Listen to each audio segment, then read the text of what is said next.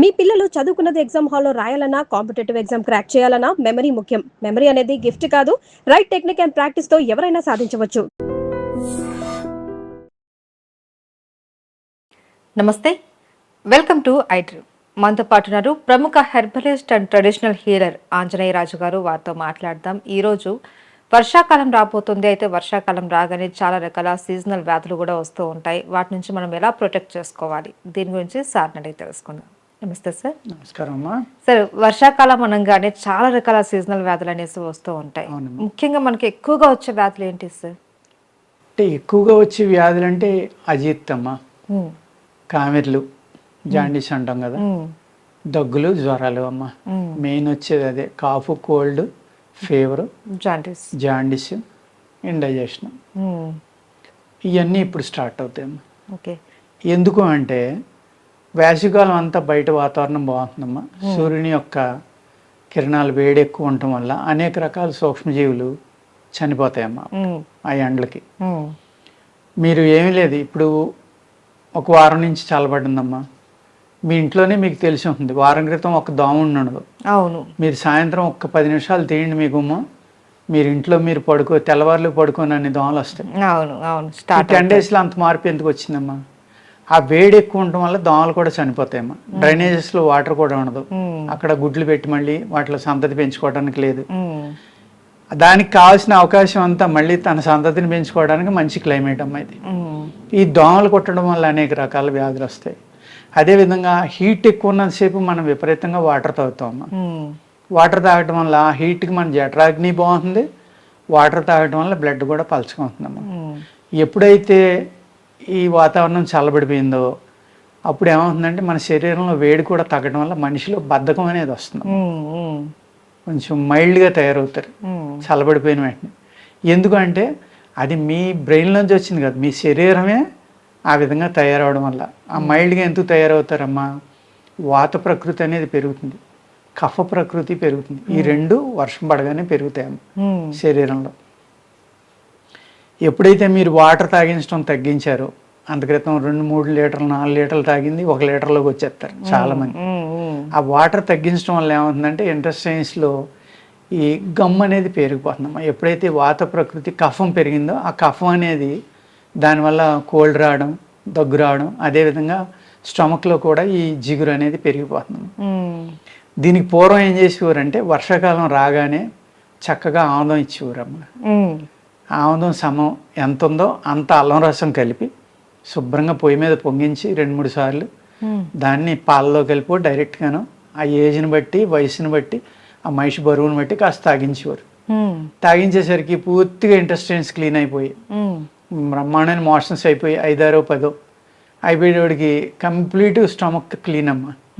Clean అయిన వెంటనే ఏం చేసేవారు, మంచి పాత చింతపండు కొద్దిగా పెప్పర్ వేసి చారు కాసి పాత చింతపండుతోటి కొంచెం సాల్ట్ అన్నీ వేసి దాన్ని తాగించేవారమ్మ 1 గ్లాసు.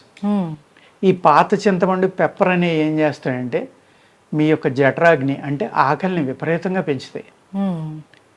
పెంచడం వల్ల ఏమైంది, ఏదైతే ఈ బద్ధకం వల్ల ఈ అరుగుదల ఏదైతే తగ్గిపోయిందో, ఈ వాతావరణం చల్లబడేడికి పొట్టలోకి ఏదైతే జిగురు పేరుకుందో, ఆంబం అనేవారు పూర్వం. ఆంబం పెరిగిపోయింది పొట్టలోని, మోషన్లు అవుతున్నాయి లేకపోతే వాంతులు అవుతున్నాయి, దాన్ని బయటికి పంపేయడం కోసం ఈ ఆముదం అనేది ఇచ్చేవారు. ఆముదం లూబ్రికెంట్ అమ్మా, antibiotic, anti virus, anti bacterial, pain killer. Pain killer కూడానా సార్? కొంతమంది డైరెక్ట్ గా కూడా తీసుకుంటారు కదా సార్, తీసుకోవచ్చు. కానీ విపరీతమైన పైత్యం అమ్మ, మామూలు పైత్యం కాదు అది. పైత్యగుణం ఎక్కువ ఉన్న వాళ్ళకి విపరీతమైన దురదలు వస్తాయి వాళ్ళు. అది ఆ దురదలు లేకుండా, దాని సైడ్ ఎఫెక్ట్ లేకుండానే అది దిగేటప్పుడు కూడా ఈజీగా దిగిపోవటానికి చాలా చిక్కగా ఉంటుందమ్మా. అంటుకుంటే వదలదు. అందుకు అల్లం రసం కలిపి వేడి చేసి గోరువెచ్చగా తాగించడం వల్ల ఏముంది, పలచగా ఉండి దిగిపోతున్నాం, అంటుకోదు. టేస్ట్ కూడా బాగోదు. కాబట్టి పిల్లలు వికారం పెట్టుకుని మళ్ళీ తాగమంటారని అల్లం రసం కలిపి పాలలో కలిపి ఇచ్చేవారు పిల్లలకైతే. ఆ టేస్ట్ తెలియక తక్కువ తాగేసేవారు. ఈ విధంగా ఈ ఆముదం అనేది తాగించి ఈ చారు ఇవ్వడం వల్ల వర్షాకాలం వచ్చే సీజనల్ వ్యాధులు అన్నిటికీ కూడా అది విరగడం మా పట్ల. ఇప్పుడు అవన్నీ మనం చేయలేం కాబట్టి కనీసం సొంటి, అదేవిధంగా కొంచెం పసుపు, కొంచెం మిరియాలు, ఈ కలిపిన పాత చింతపండుతోటి పెట్టుకున్న చారు అయితేనమ్మా ఆల్మోస్ట్ మీకు జఠరాగ్నిని పెంచుతుంది, ఇవన్నీ బయటికి పంపించేస్తుంది. ఈ విధంగా అనేక రకాలైన జులాబ్ గోళీ అంటారు, ఏది మన వీటిలో యునానీలో. అదేవిధంగా ఆయుర్వేదాలో అయితే స్టమక్ క్లీన్ అవ్వడానికి అనేక రకాలైన ట్యాబ్లెట్లు ఉంటాయమ్మ. ఈ ట్యాబ్లెట్స్ వేసేసుకుంటే 2-3 రోజులు సరిపోతుందమ్మ. అవి అయిన తర్వాత ఏం చేయాలంటే ఇప్పుడు నేను చెప్పినట్టుగా ఈ పాత చింతపండుతోటి చారు పెట్టుకుని అందులో కాస్త పెప్పరు, కాంత పసుపు ఇలా వేడి చేసి కొంచెం సొంటి పొడి అంటే అల్లం రసం కానీ సొంటి పొడి కానీ వేసుకుని కనుక ఆ చారు ఉప్పు కలుపుకుని తాగితేనమ్మా ఒక 2-3 రోజులు తాగితే ఎంటీ స్టమక్ తోటి బ్రహ్మాండంగా జఠరాగ్ని పెరిగి మీకు స్టమక్లో ఏదైతే బద్ధకం ఉందో ఆ బద్ధకం అంతా వదిలిపోయి జీర్ణశక్తి ప్రక్రియ అనేది పేగులు మళ్ళీ మంచి యాక్టివేట్ అయిపోయి బ్రహ్మాండంగా జీర్ణశక్తిని పెంచుతాయమ్మా. ఎప్పుడైతే మీకు జీర్ణ శక్తి పెరిగి మీరు తిన్న ఆహారం అరిగిపోయిందో ఆ మనిషికి జబ్బు లేనట్టేనమ్మా. అవును, జబ్బులన్నిటికీ కారణం అజీర్ణం, లేదు కావాల్సిన దానికన్నా ఎక్కువ ఆహారం తినేయడం వల్ల. దానివల్ల అనేక రకాల యాసిడ్స్ అయ్యి పుట్టాము స్టమక్లో, వాటి వల్లే మనకి ప్రాబ్లమ్స్ అన్నీ వస్తాయి. అదేవిధంగా ఈ కొత్త నీరు వస్తుందమ్మా నదుల్లోకి, కాలువలోకి. పూర్వం వర్షం పడిన వెంటనే కొండల మీద నుంచి అనేక ప్రాంతాల నుంచి వాటర్ వస్తుంది.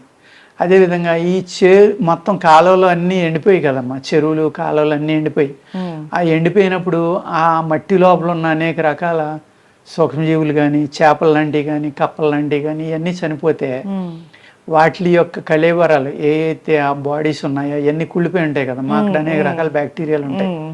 అవన్నీ కలిపి కొత్త నీటిలో వస్తుంది. ఆ కొత్త నీరు అనేది ఎప్పుడు వదులుతారమ్మా, సమ్మర్ అయిపోయి మే 20కి, మే 5వ తారీఖు 10వ తారీఖు ఇలా కాలువలో వదిలేవారు. ఆ నీళ్లు మరీ చెరువులకు తోడుకునేవారు, ఆ నీళ్ళే తాగేవారు.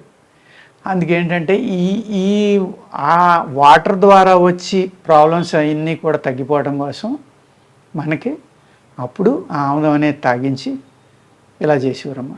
అదేవిధంగా పూర్వం ఇంటి కాలువలన్నీ కట్టేశారనుకోండి, కాలువలు ఉన్న ఏరియాలో చెరువుల్లో నీళ్లు తాగేవారు. ఆ చెరువుల్లో నీళ్లు చిక్కబడిపోయి ఎండలకి, ఆ చిక్కబడిపోయినాయి అంటే ఏంటి, అందులో కొన్ని రకాల బ్యాక్టీరియాలు పెరిగిపోయినట్లే, వాటి వల్ల జాండీస్ చాలా ఎక్కువ వచ్చేదమ్మా. ఇవన్నీ రాకుండా ఉండాలి అంటే ఈ విధమైన జాగ్రత్తలు కంపల్సరీగా తీసుకోవాలమ్మా.